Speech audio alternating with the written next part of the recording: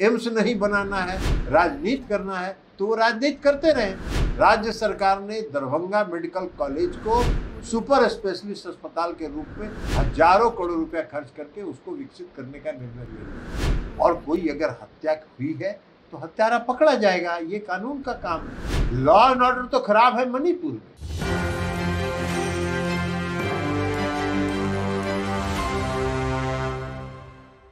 Darbhanga AIIMS के लिए जो राज्य सरकार ने जमीन चिन्हित किया है और माननीय मुख्यमंत्री जी ने स्वयं पत्रकारों को कहा है कि जाके जमीन चल के देखिए।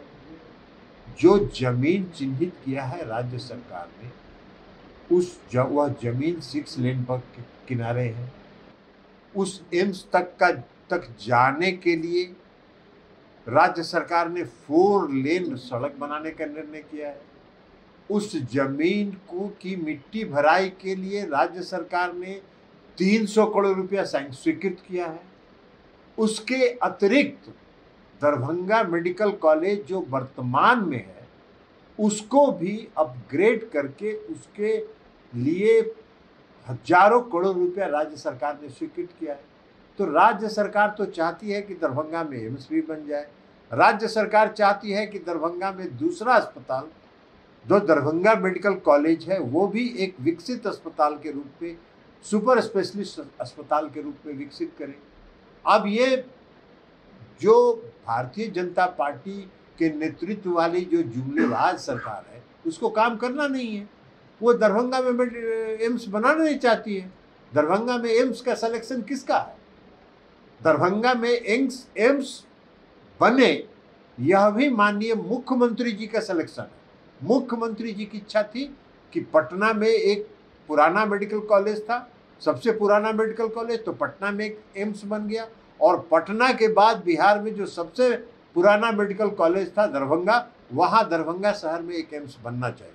और ये राज्य सरकार की अनुशंसा पर केंद्र सरकार ने स्वीकृत किया।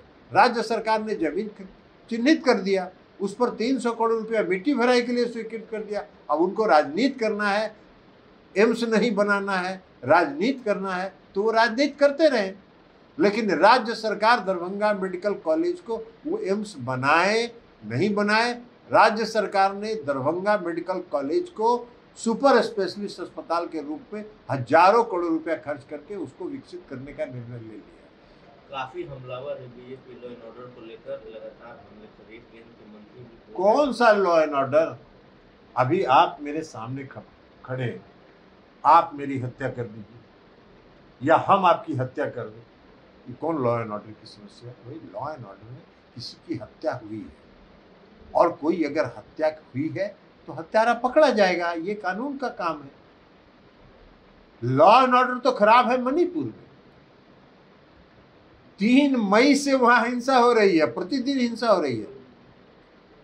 जो INDIA का जो प्रतिनिधि मंडल गया था उसमें मैं भी गया था और पूरे जो दोनों समुदाय के जो राहत शिविर है उन दोनों समुदाय के राहत शिविर में हम लोग गए थे। दोनों समुदाय में एक भी समुदाय का विश्वास वहां की राज्य सरकार पर नहीं है। डबल इंजन की सरकार है और 3 मई से वहां की हालत बेकाबू है, नियंत्रण नहीं कर पा रहे हैं और कानून व्यवस्था की बात कर रहे हैं।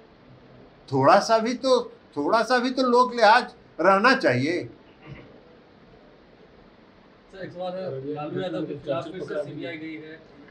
सीबीआई गई है, सुप्रीम कोर्ट देखेगी। ये मामला सर्वोच्च न्यायालय का है, सर्वोच्च न्यायालय देखेगी कि सीबीआई गई है। सीबीआई का तो काम ही वही है, तंग करना, तबाह करना। तो केंद्र सरकार तो अपने पालतू तोतों का इस्तेमाल इन सब कामों के लिए करती रहती है, उसी में एक काम ये भी है। सृजन की जांच में भी तेजी आ गई है, बहुत अच्छी बात है, तेजी आनी चाहिए। अमित शाह ने आपको तंज कसते हुए लोकसभा में कहा था कि आप लोग जो षड्यंत्र रच रहे हैं जनता खूब समझ रही है। उनका षड्यंत्र जनता समझ रही है। वो तो जनता को जो वादा करता है आदमी, आप जरा बता दीजिए, जनता को किया गया वादा आप पूरा नहीं करिए और चुनाव के बाद कह दीजिए कि वो जुमला था। भाई बिहार के मुख्यमंत्री नीतीश कुमार जी भी है, 2015 में उन्होंने 7 निश्चय का वादा किया और 7 निश्चय में कौन निश्चय है जो नहीं पूरा हुआ? 7 निश्चय उन्होंने पूरा किया। 2020 में 7 निश्चय 2 की घोषणा उन्होंने की और 7 निश्चय 2 पर आज काम हो रहा है। और वो क्या क्या क्या काम किए हैं? 2014 में 2 करोड़ लोगों को प्रति वर्ष रोजगार देंगे, पूरे विदेश से काला धन वापस लाएंगे, हर गरीब के खाता में 15 से 20 लाख रुपया देंगे। और बाद में गृह मंत्री जी ने कहा कि चुनाव में ये सब जुमला कहा जाता है।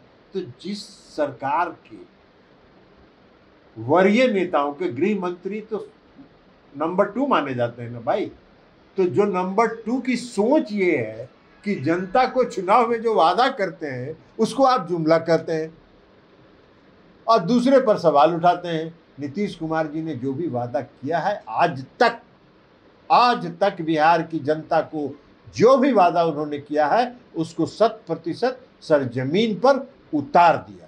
सर, अब ईडी ने हेमंत सोरेन को भी समन कर दिया है। अरे भाई, बता तो चुके हैं कि उनका काम ही यही है, फालतू तोतों का इस्तेमाल करना।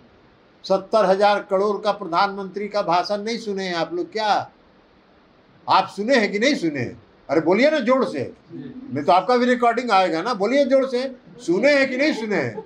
70,000 करोड़ महाराष्ट्र में घोटाला हो गया, आप काहे नहीं बोल रहे हैं? प्रधानमंत्री जी ने एक ऐसे वॉशिंग मशीन का आविष्कार किया है जिस वॉशिंग मशीन में काला से काला आदमी भी घुसेगा और 1 मिनट के अंदर सफेद होकर निकलेगा। तो महाराष्ट्र में उसी वॉशिंग मशीन का इस्तेमाल किया उन्होंने। हम तो आदरणीय प्रधानमंत्री जी से आपके माध्यम से आग्रह करेंगे कि इस वॉशिंग मशीन का जो आविष्कार आपने किया है, इसका मार्केटिंग पूरा दुनिया में करिए, बहुत बिकेगा।